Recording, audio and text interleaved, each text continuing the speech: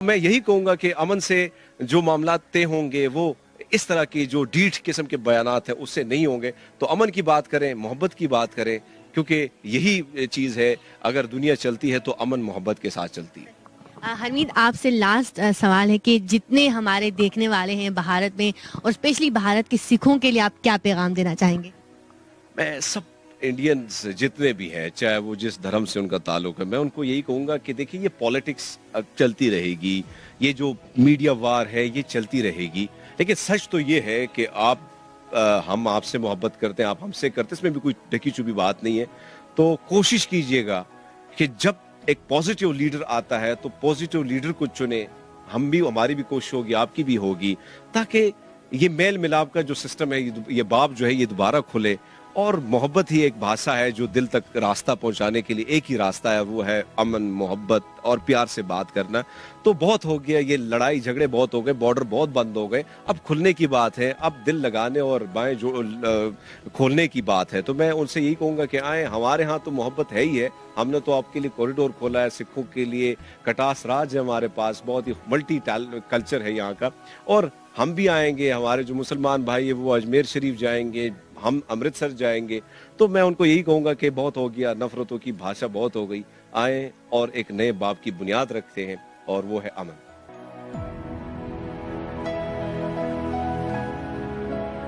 हे दोस्तों, 21वीं सदी की अजीम मोहब्बत जिसकी मिसाल दुनिया भर में नहीं मिलती, पाकिस्तान के शहर लाहौर के दाऊद और सना की लव स्टोरी। पर 2020 को दाऊद को बिजली की तारों से करंट लगा। करंट का झटका इस कदर शदीद था कि दाऊद का जिस्म चंद लम्हों के लिए आग के शोले में तब्दील हो गया। दाऊद का तकरीबन आधे से ज्यादा जिस्म जल गया। डॉक्टरों को उसकी जान बचाने के लिए उसकी एक टांग और 2 बाजू काटने पड़े। उसी दौरान सना भी हॉस्पिटल में उसकी इयादत के लिए जाया करती थी। सना के पेरेंट्स कहते थे कि हमने दाऊद के साथ तुम्हारी शादी नहीं करनी, लेकिन सना कहती थी कि वो मेरा मंगेतर है और हमने पूरी जिंदगी एक साथ गुजारने की कसमें खाई हैं और मैं उसके साथ शादी करना चाहती हूँ और उसके अलावा मैं किसी और से शादी नहीं करूंगी। वो कहती है कि क्या हुआ अगर इसकी एक टांग और 2 बाजू चले गए हैं, मेरे बाजू भी तो इसी के बाजू हैं। दोस्तों, ये होती है सच्ची और वफादार मोहब्बत। 2021 में सना ने दाऊद के साथ शादी कर ली और मोहब्बत को जिंदा रखा और हम सब के लिए एक मिसाल कायम की। पाकिस्तानी हुकूमत और अवाम ने भी इन दोनों की बढ़ चढ़ कर मदद।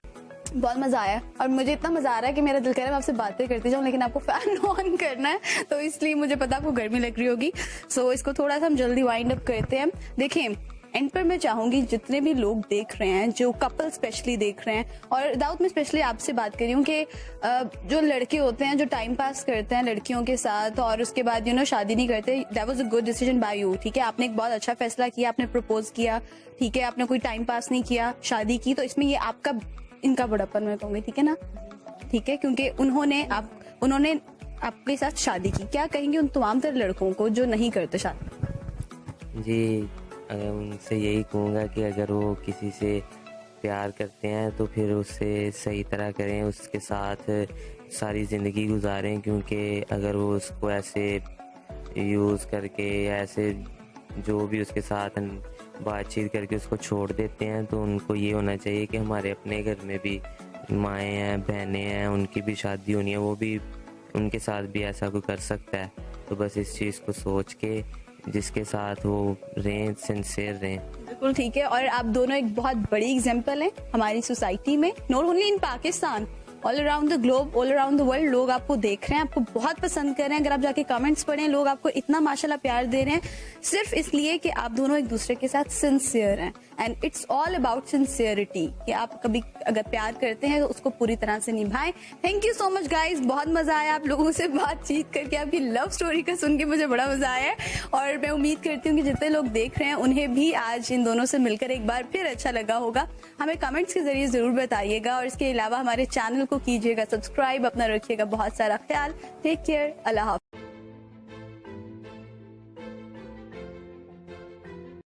They see my disability, I see my ability.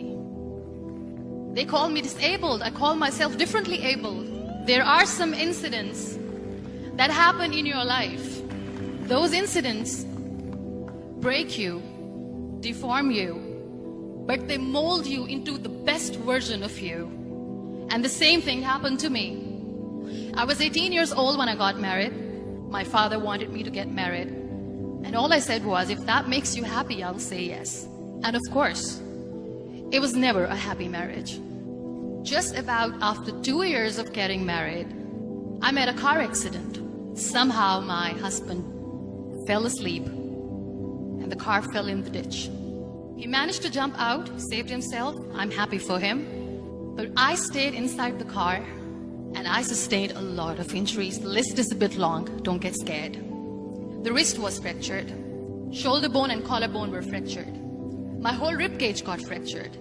And because of the rib cage injury, lungs and liver were badly injured. I couldn't breathe. I lost urine and bowel control. That's why I have to wear the bag wherever I go. 3 vertebrae of my backbone were completely crushed. And I got paralyzed for the rest of my life. I finally ended up in a hospital where I stayed for 2.5 months. I underwent multiple surgeries. One day, doctor came to me and he said, well, I heard that you wanted to be an artist, but you ended up being a housewife. I have a bad news for you. You won't be able to paint again because your wrist and your arm are so deformed, you won't be able to hold a pen again. Next day, doctor came to me and said, your spine injury is so bad, you won't be able to walk again. Because of your spine injury and the fixation that you have in your back, you won't be able to give birth to a child again. That day, I was devastated. I asked my mother, why me? And that is where I started to question my existence. Why am I even alive? And that is where I realized that the words have the power to heal the soul. My mother said to me, this too shall pass. God has a greater plan for you.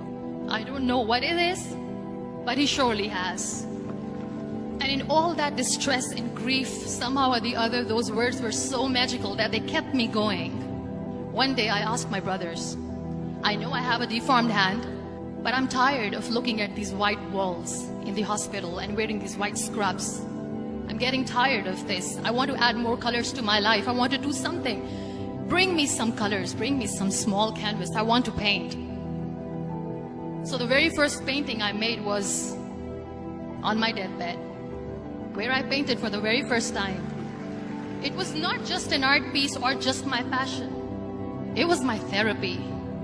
And then I was discharged and I went back home. And I went back home and I realized that I have developed a lot of pressure ulcers on my back and on my hip bone. I was unable to sit. There were a lot of infections in my body, a lot of allergies. So doctors wanted me to lie down on the bed straight for not 6 months, for not 1 year, for 2 years. I was bedridden, confined in that one room, looking outside the window, listening to the birds chirping and thinking maybe there will be a time when we'll be going out with the family and enjoying the nature.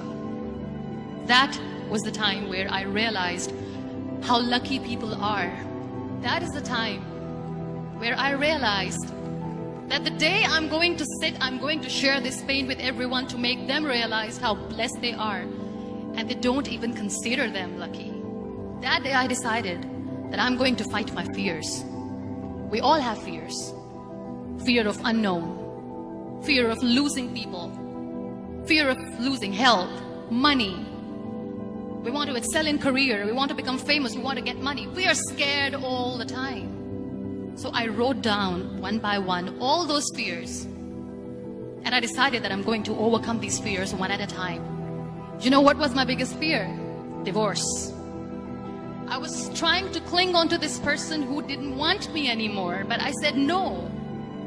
I have to make it work. But the day I decided that this is nothing but my fear, I liberated myself by setting him free. And I made myself emotionally so strong that the day I got the news that he's getting married, I sent him a text that I'm so happy for you and I wish you all the best. And he knows that I pray for him today. Number 2 was, I won't be able to be a mother again. And that was quite devastating for me. But then I realized there are so many children in the world, all they want is acceptance. So there is no point of crying, just go and adopt one. And that's what I did. people think that they will not be accepted by the people because we, in the world of perfect people, are imperfects. So I decided that instead of starting an NGO for disability awareness, which I know will not help anyone, I started to appear more in public. I started to paint. I decided that I'm going to join the national TV of Pakistan as an anchor person. And I've been doing a lot of shows for the last 3 years. I became the National Goodwill Ambassador for UN Women Pakistan, and now I speak for the rights of women, children. We talk about inclusion, diversity, gender equality, which is a must. Every time I go in public, I always smile. It's always a big toothy smile on my face, and people ask me, don't you get tired of smiling all the time? What's the secret? I always say one thing, that I have stopped worrying about the things that I have lost, the people that I have lost. Things and people who were meant to be with me are with me. And sometimes somebody's absence make you a better person. Cherish their absence.